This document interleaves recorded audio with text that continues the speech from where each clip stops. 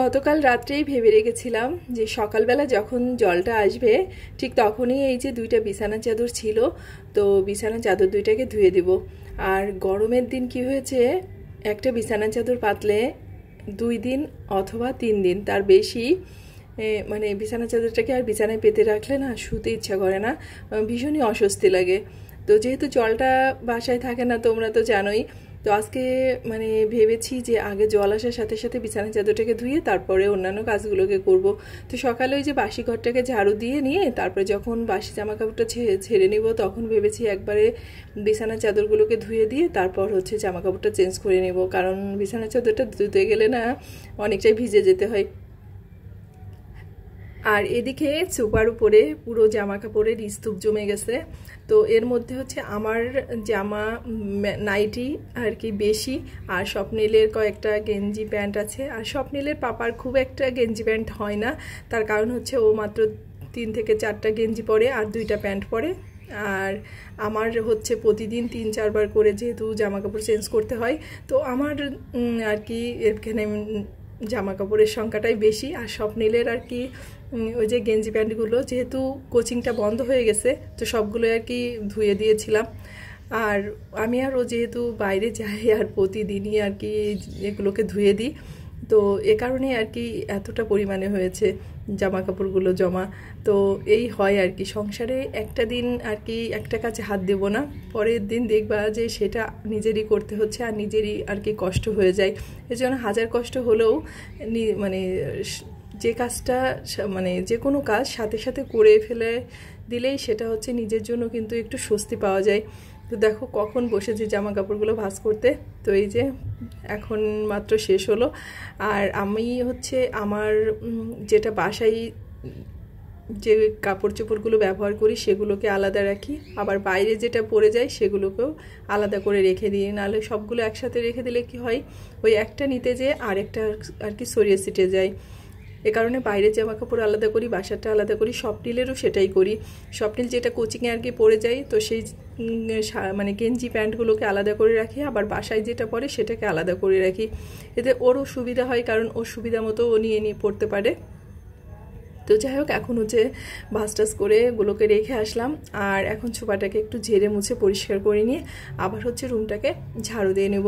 তো আসলে গরমের মধ্যে কি বলবো, মানে এই ঝাড়া মোছার কাজগুলো তো খুবই কষ্ট হয়ে যায়, কিন্তু আসলে না করলেও হয় না, কারণ যে পরিমাণে ধুলাবালু পড়ে আর সোফাগুলো আসলে অগোছালো অপরিষ্কার থাকলে এটা আসলে খারাপই দেখা যায়। আর স্বপ্নিল যদি মাঝে মাঝে এসে বসে, এই কারণেই যতটা সম্ভব পারি আর কি ঝেড়ে মুছে পরিষ্কার করে রাখি। আর এই সোফাগুলোতে না প্রচুর পরিমাণে ধুলা জমে, জানো তো। তো স্বপ্নিলের পাপাকে বেশ কিছুদিন ধরে বলতেছি একটু সোফার কভারটা এনে দিতে, মানে কভারটা থাকলে একটু সুবিধা হয়।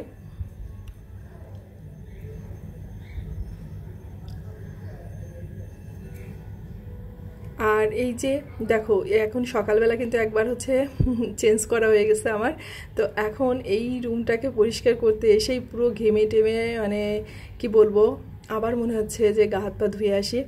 তো সকাল থেকে এটাই হয়। আর এ কারণেই হচ্ছে টনসিলের মানে ব্যথাটা বা টনসিলটা যে ফুলেছে সেটা আর কি কমতেছে না, মানে এই শুধুমাত্র এই গরমের আর ঘামের কারণে কাজ করতে। আর স্বপ্নিলের পাপা আমাকে বলে যে প্রতিদিন কিসের দরকার ঘরটার মোছা বা পরিষ্কার করা। আসলে পুরুষ মানুষ ওরা আর কি বোঝে না এগুলা, মানে ঘরটার পরিষ্কার না করলে নিজেরই খারাপ লাগে। আর যেহেতু স্বপ্নিল ঘরের ভিতরে খেলাধুলা সব কিছুই তো ঘরের ভিতরে, তাই না, তো ঘরটা পরিষ্কার পরিচ্ছন্ন রাখাটা আসলে খুবই গুরুত্বপূর্ণ বাচ্চা কাচ্চা থাকলে আর কি।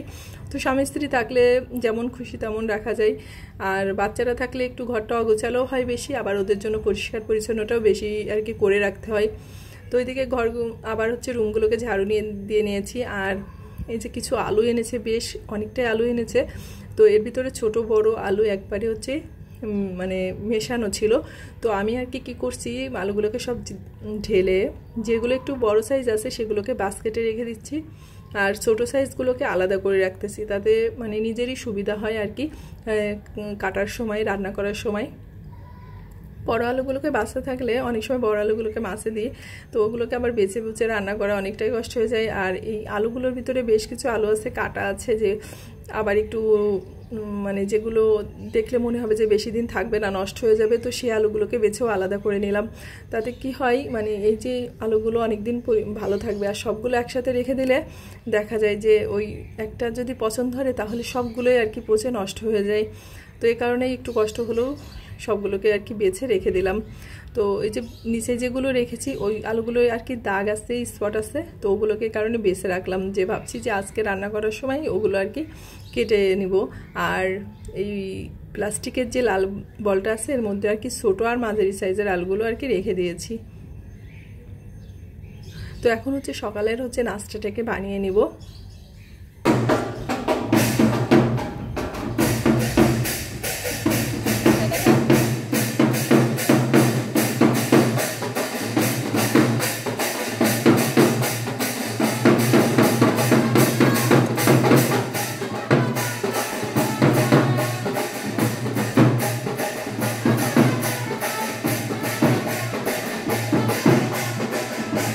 আমাদের এই সামনের বিল্ডিংটাতেই বিয়ের ছিল, হয়তো বা আজকে বিয়ের ডেটটা ছিল, তো ওরা আর কি জল আনতে যাচ্ছিল, তাই তোমাদের সাথে একটু শেয়ার করলাম। আর নিচেই কুরবানির জন্য গরু আনছে।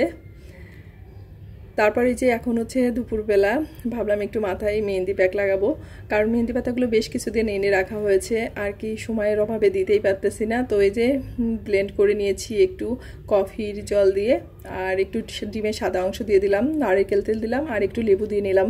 তো এখন এই প্যাকটাকে মাথায় দিয়ে তারপর হচ্ছে স্বপ্নীলকে পড়াতে যাব। তো 2-3 ঘন্টা রেখে মাথায়, যেহেতু যখন একটু শুকিয়ে আসবে তারপরে আসবো রান্নাঘরে রান্না করতে। আর না হলে এখনই যদি সাথে সাথে দিয়ে রান্নাঘরে কাজগুলোকে করি ঘেমে টেমে আর কি প্যাকটাই পুরো মাথা নষ্ট হয়ে যাবে, যে মেহেদির কালারটা সেটা কিন্তু আর কি বসবে না। তো যাই হোক, আমার মেহেদি প্যাক দেওয়া দেখে স্বপ্নীল আর কি চলে আসছে, যে বলছে যে মা আমি তোমাকে দিয়ে দিই, মানে ও একেবারে গ্লাভস পরে আসছে। কিন্তু আমার আর কি গ্লাভস হাতে পরার সময়টা নেই, আমি হাত দিয়েই দিয়ে দিচ্ছি। যদিও হাতে একটু কালার হয়ে যায় মেহেদির, তো সারাদিন যে কাজকাম করব, থালা বাসন মাজা, ঘরটর মোছা, তো সেটা করতে করতেই অনেকটাই উঠে যাবে, আর 2-1 দিনের ভিতরে উঠে যায় আর কি।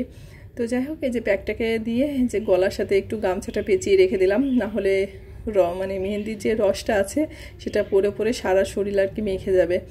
তো এই কারণে গলায় আর কি একটু গামছাটা দিয়ে রাখলাম, এই 1-1.5 ঘন্টা মতো দিয়ে রাখলেই আর কি রসটা পড়া আর কি বন্ধ হয়ে যাবে। তো দেখো আমার হাতের অবস্থা।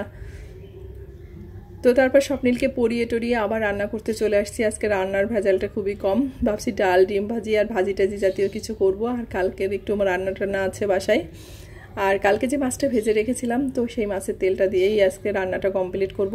কারণ এটা যেহেতু ভাজা তেল, তো এটাকে আর কি রেখে দিব না। তো ভাজা তেলটা আসলে যেদিন ভাজা হয় সেদিন অথবা তার 1-2 দিনের মধ্যে ব্যবহার করে নেওয়াই ভালো, কারণ ভাজা তেলটা আসলে খাওয়া ঠিক না। এটা রেখে দিলে পরে ওই তেলে রান্না করলে গ্যাস হওয়ার সম্ভাবনা থাকে। আর যেহেতু মানে একাদশী আবার সোমবার, তো সে কারণে এই তেলটা আবার 2-3 দিন ধরে ব্যবহার করতে পারবো না, সে কারণে আজকে আর কি তেলটা দিয়ে রান্না করে নিলাম। তবে ওই তেলটা দিয়ে আর কি ডিমটা ভাজিনি, কারণ স্বপ্নেল ওই ডিম ভাজাটা আর কি ওই তেলটা দিয়ে খেতে মানে পছন্দ করবে না, আর ওটা দিয়ে আর কি ভাজাও ঠিক হবে না। তো ওটা দিয়ে একটু ডালে ফোড়ন দিলাম, আর এই যে ধুন্দল ভাজি করে নিলাম। আর রাত্রেবেলা যখন আমি ভিডিওটা এডিট করি তখন দেখি স্বপ্নীল আর কি আলতা আনছে, এনে বলছে মা তোমার পায়ে আমি আলতাটা দিয়ে দিই। তাই আমি বলছি আচ্ছা ঠিক আছে দাও, আসলে নিজেই তো কখনো ওইভাবে সময় হয় না আলতাটা পরার। তো যখন দিচ্ছে খুবই ভালো লাগলো আর কি, তাই ভাবলাম তোমাদের সাথে একটু শেয়ার করি। আর বেশ সুন্দরই দিয়েছিল ও আলতাটা, আর আমার খুবই ভালো লাগছিল, এই কারণেই ভালো লাগাটুকু তোমাদের সাথে শেয়ার করলাম। আর আজকে ভিডিওটা এই পর্যন্তই। তো সবাই হচ্ছে ভালো থেকো, সুস্থ থেকো, আর অবশ্যই সাবধানে থেকো। আর ভিডিওটা যদি ভালো লাগে অবশ্যই ভিডিওটাকে শেয়ার করতে ভুলো না ফ্রেন্ডস এবং ফ্যামিলির সাথে, আর অবশ্যই একটা লাইক করে দিও। সবাইকে ঈদের অনেক অনেক শুভেচ্ছা, সবার ঈদ অনেক ভালো কাটুক, সুন্দর কাটুক এই কামনা করি। তো সবাই ভালো থেকো, সুস্থ থেকো, আর অনেক অনেক সাবধানে থেকো। আর যারা বাড়িতে গিয়েছো অবশ্যই সাবধানে ফিরে এসো। তো ভালো থেকো সবাই, দেখা হচ্ছে নেক্সট ভিডিওতে।